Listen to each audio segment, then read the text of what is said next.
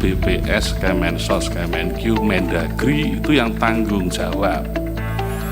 Ini loh Pak sumber kegaduhan Pak, dan ini dari dulu nggak pernah selesai.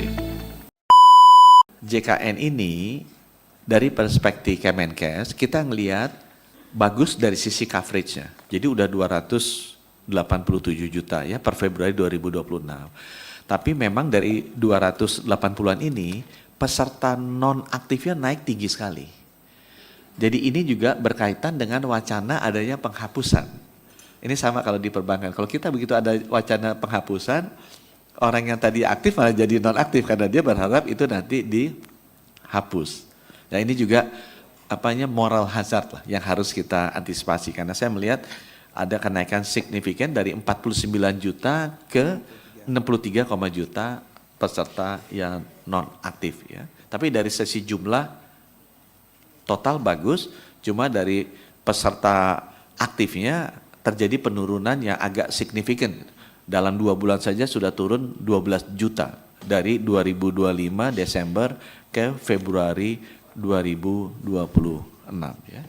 Di halaman selanjutnya ini juga disampaikan karena memberikan gambaran yang lengkap bahwa 55% lebih penduduk kita sebenarnya disubsidi oleh pemerintah. Jadi pemerintah mengeluarkan subsidi 96 juta itu melalui PBI yang disubsidi oleh APBN yang itu ada di Komisi 9. 47 juta masyarakat itu disubsidi oleh Pemda, oleh pemerintah daerah, bukan oleh pemerintah pusat. Ya. Dan ada sekitar 12,9 juta yang disubsidi sebagian. Jadi kalau yang 96,5 juta disubsidi penuh oleh pemerintah pusat, 42.000, yang 47,4 juta disubsidi penuh oleh pemerintah daerah, 42.000, yang 12,9 disubsidi sebagian, Rp7.000 oleh pemerintah pusatnya 4.000-an gitu, oleh pemerintah daerahnya 2.000-an. Jadi ini menggambarkan bahwa pertama kesimpulannya lebih dari 50% dari penduduk kita sebenarnya sudah menerima subsidi dari pemerintah, baik pemerintah pusat maupun pemerintah daerah, dengan komposisi sumber yang berbeda. Ada yang anggarannya masuk lewat pemerintah pusat, ada anggarannya masuk pemerintah daerah, dan juga ada yang penuh 100%, ada yang sebagian yang hanya 7.000, jadi 35.000 tetap dia bayar sendiri. Ya. Di halaman selanjutnya ini menjelaskan mengenai perbaikan DTSN itu memberikan gambaran yang lebih lengkap dan baik. Pertama, dia mengkonsolidasikan semua data di seluruh kementerian lembaga sehingga menjadi satu. Dari situ kita bisa lihat ternyata masih ada perbaikan yang harus dilakukan oleh pemerintah untuk benar-benar mengkonsentrasikan subsidi itu ke rakyat miskin. Karena dari catatan sesudah DTSN digabung, masih ada 46,8 juta Bapak Ibu yang harusnya masuk desil 1 sampai 5 yang belum bisa masuk. Karena ada keterbatasan kuota yang 96,8. Nah, ini masih terisi oleh masyarakat yang di desil 6 sampai desil 10. Nah, perbaikan ini bisa pemerintah lakukan setelah Bapak Presiden memaksa bahwa seluruhnya harus masuk ke single database DTSN tadi. Nah, ini untuk topik yang pertama ini perspektif kepesertaan. Nah, halaman selanjutnya, jadi kesimpulannya kami, next slide, bahwa cakupannya bagus Pak, naik, cuma kami memberikan catatan peserta non aktifnya juga naik tinggi sekali. Ya, dari 284, 63 juta, dan itu terjadi kenaikan yang luar biasa dari Desember ke sekarang. Ini belum kita urus dengan baik ini, untuk kepesertaan yang non aktif ini. Ya, kemudian juga kita melihat dengan adanya DTSN bagus implementasi tahun ini, kita bisa melihat bahwa perlu dia lakukan review kembali dan realokasi agar pembelian subsidi ini lebih tepat sasaran untuk kepesertaan. Nah, dari perspektif layanan ke halaman selanjutnya, ini kita melihat bahwa memang naik. Jadi di satu sisi bagus, lebih banyak masyarakat yang mendapatkan akses layanan JKN ya, akses layanan JKN. Kita memberikan catatan bahwa masih konsentrasinya ke FKRTL, which is okay menurut saya.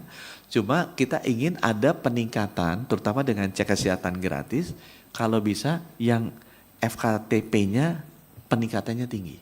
Sehingga fokusnya yang tadinya kuratif, kita geser ke promotif preventif. Itu yang poin yang paling penting di sini. Kita menginginkan sebagai pemerintah untuk mengurangi beban kesehatan ke depan, untuk memperbaiki kualitas hidup masyarakat, kami pemerintah dan BPJS harus lebih mendorong agar orang cek kesehatan gratis, kalau darah tinggi ya minum obat terkendali sehingga nggak usah masuk stroke atau serangan jantung di ujung. Nah itu yang sekarang dengan cek kesehatan gratis tahun ini kita akan fokus ke tata laksana, bukan hanya ceknya saja.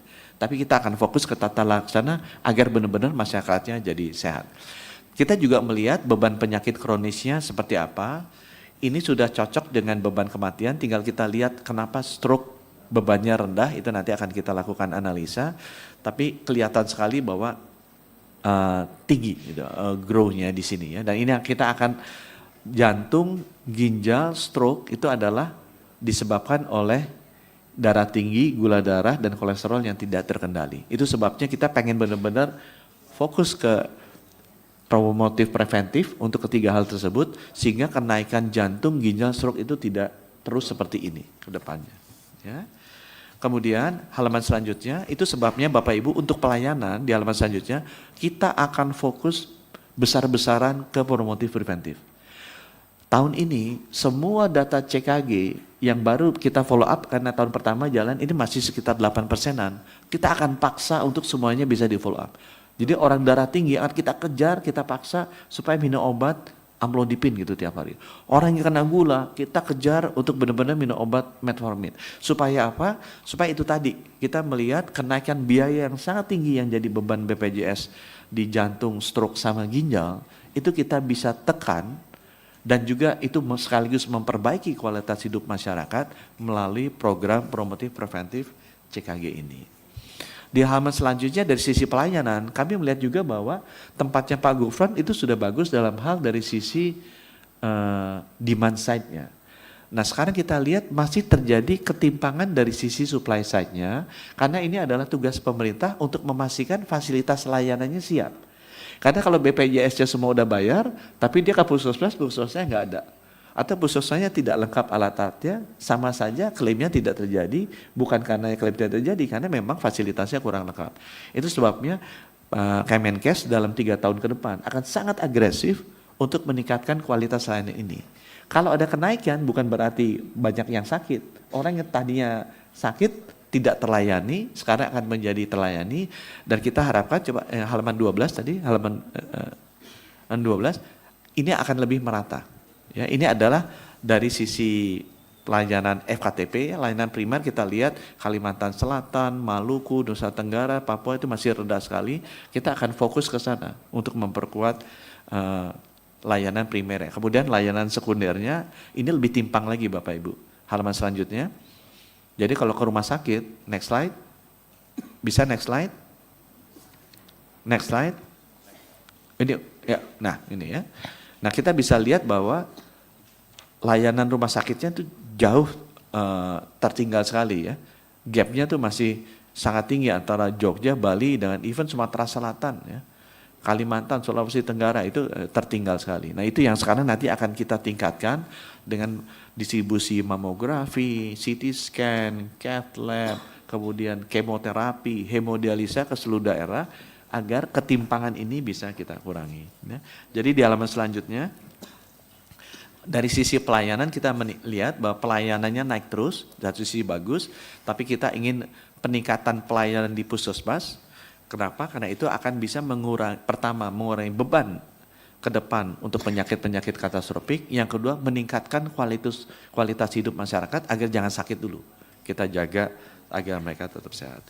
Kemudian yang ini aku rasa yang terakhir mengenai perspektif keuangan. Next slide. Dari perspektif keuangan, yang saya rasakan memang BPJS ini bebannya akan naik terus. Ya, nanti kalau bisa ke halaman selanjutnya dulu deh, halaman 16 dulu. Ya. Ini yang kita mesti menjadikan perhatian bersama, karena kita tidak mau terulang lagi seperti dulu, walaupun ini merupakan keputusan ada faktor politisnya juga. Bahwa beban JKN itu gapnya makin besar dengan income-nya mereka. Tahun lalu itu udah sampai hampir 20 triliun gapnya. Dan ini kalau semakin besar, itu akan mempersulit sustainability dari BPJS. Sehingga perlu kita mengadres ini secara fundamental memang.